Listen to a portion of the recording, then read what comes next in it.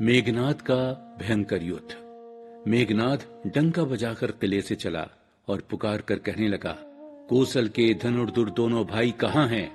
नल, नील, दुवित, सुग्रीव, अंगद और हनुमान कहाँ हैं? और भाई से द्रोह करने वाला विभीषण कहाँ है?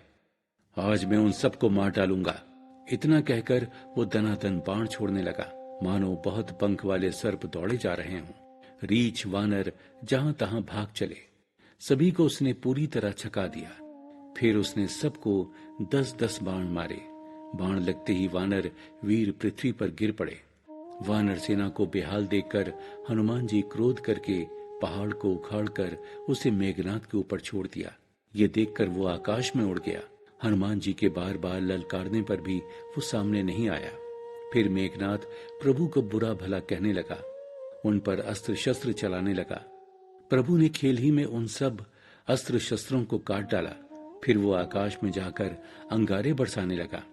कभी वो विष्ठा, कभी पीब, खून, बगल और हड्डियां बरसाता और कभी पत्थरों की बारिश करने लगता। फिर उसने धूल बरसाकर अंधेरा कर दिया। माया देखकर वानर व्याकुल हो गए।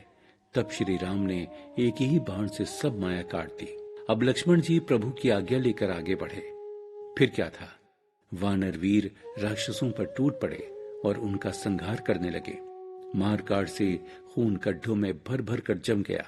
घमासान युद्ध में कोई किसी से नहीं जीतता है।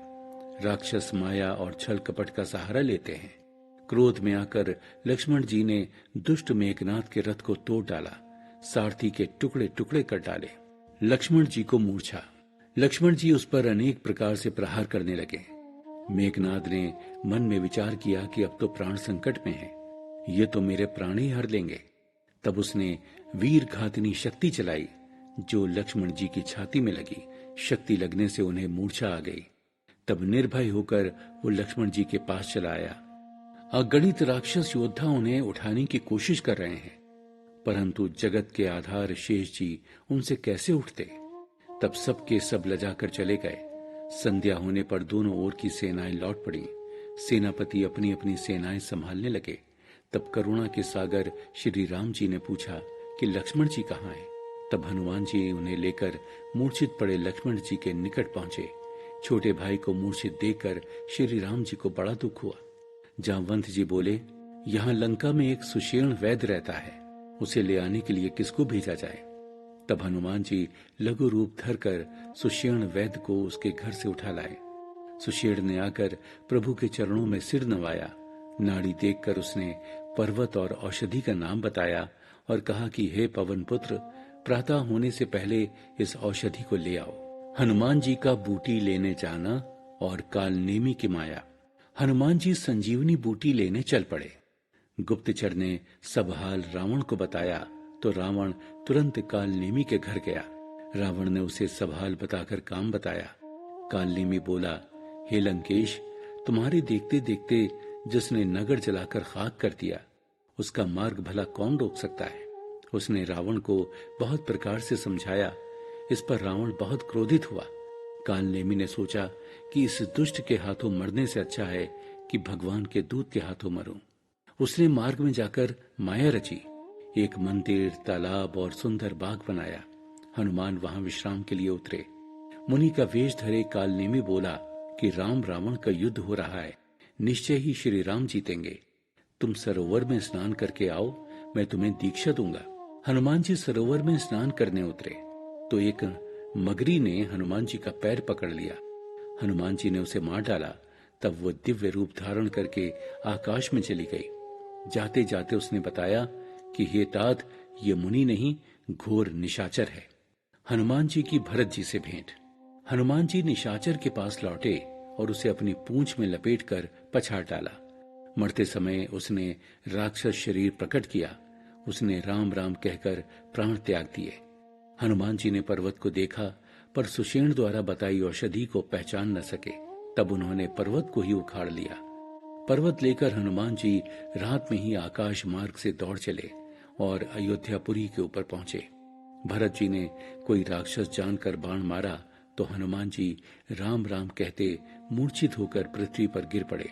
राम राम सुनकर भरत जी दौड़े और उनको व्याकुल देखकर हृदय से लगाया। मूर्छा टूटने पर हनुमान जी ने लंका का सब हाल कह सुनाया। भरत जी मन में बड़े दुखी हुए और पछताने लगे। तब भरत जी बोले, हे तात, तुम्हें देर होगी और सवेरा होने पर काम बिगड़ जाएगा, अतः तुम पर्वत सहित मेरे बाण पर बैठ जाओ, मैं तुम्हें अभी प्रभु के पास पहुंचा दूंगा। तब हनुमान जी बोले कि प्रभु की कृपा से मैं सकुशल चला जाऊंगा, आप चिंता ना करें। ऐसा कहकर और भरत जी के चरणों की वंदना करके हनुमान जी चल पड़े। राम का करुण विलाप, राम दल में शोक। उधर लक्ष्मण जी की हालत देखकर श्री राम जी साधारण मनुष्य के समान वचन बोलते हैं। आधी रात तो बीत चली पर हनुमान नहीं लौटे। उन्होंने लक्ष्मण जी को उठाकर हृदय से लगा लिया, फिर विलाप करते हुए बोले, हे भाई, तुम तो कभी मुझे दुखी नहीं देख सकते थे। मेरे हित के लिए तो तुमने माता पिता को भी छोड़ दिया और वन में जाड़ा, गर्मी और आंधी का प्रकोप सहन किया। हे भाई, मेरे व्याकुल वचन सुनकर तुम उठते क्यों नहीं? जौं जनते बन बंधु बिछोहू, पिता बचन मनते हूं नहीं ओहू। हे भाई, यदि मैं जानता कि वन में भाई का विछोह होगा तो मैं पिता का वचन कभी ना मानता। पुत्र, धन, स्त्री, घर और परिवार ये जगत में बार बार मिल जाते हैं, परंतु सहोदर भाई बार बार नहीं मिलता। तुम्हारे बिना मेरा जीवन बेकार ही है। पत्नी के लिए प्यारे भाई को खोकर मैं कौन सा मुंह लेकर अयोध्या जाऊंगा? निज जननी के एक कुमारा, तासु तात तुम प्राण अधारा। सौंपे सी मोही तुम्हि कही पानी, सब विधि सुखद परम हित जानी। उतरू कहा देहूं ते ही जाई, उठी किन मोही सिखा वहु भाई। हे तात, तुम अपनी माता के एक ही पुत्र और उसके प्राणाधार हो। सब प्रकार से सुख देने वाले और परम हितकारी जानकर उन्होंने तुम्हें हाथ पकड़कर मुझे सौंपा था। मैं अब जाकर उन्हें क्या उत्तर दूंगा? हे भाई, तुम उठकर मुझे धीर क्यों नहीं बंधाते? सोच छुड़ाने वाले श्री राम जी बहुत प्रकार से सोच करने लगे। उनके नेत्रों से अश्रु बह रहे हैं। प्रभु के प्रलाप को सुनकर वानर के समूह व्याकुल हो उठे। रामदल में शोक और मौन छाया है। इतने में ही हनुमान आ गए। वैद्य जी ने तुरंत दवा पिलाई। लक्ष्मण जी उठ बैठे। प्रभु ने भाई को गले लगाया। वानर समूह हर्षित हो गया। हनुमान जी सुषेण वैद्य को पहुंचा आए। गुप्तचरों से यह सारा समाचार रावण ने सुना तो विषाद से अपना सिर पीट लिया। वो व्याकुल होकर कुंभकर्ण के पास गया।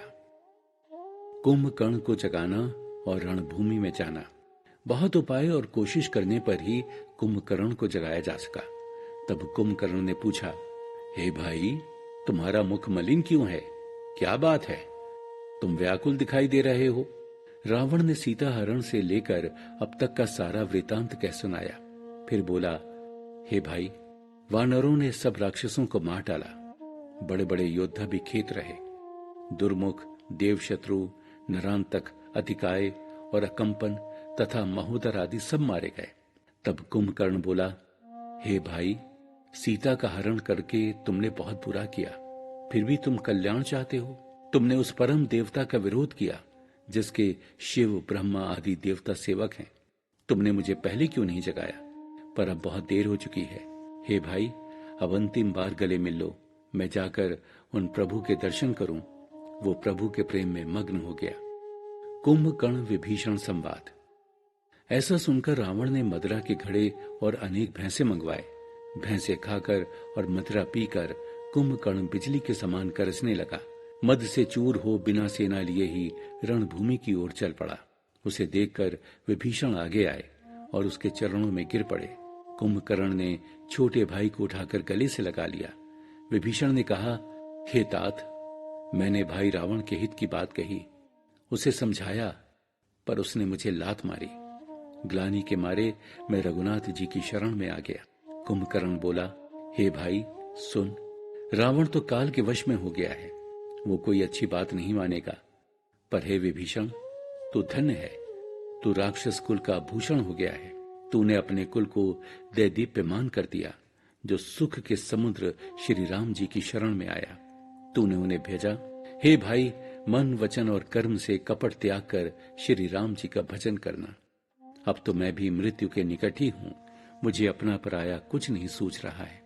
इसलिए हे भाई, तुम अब जाओ।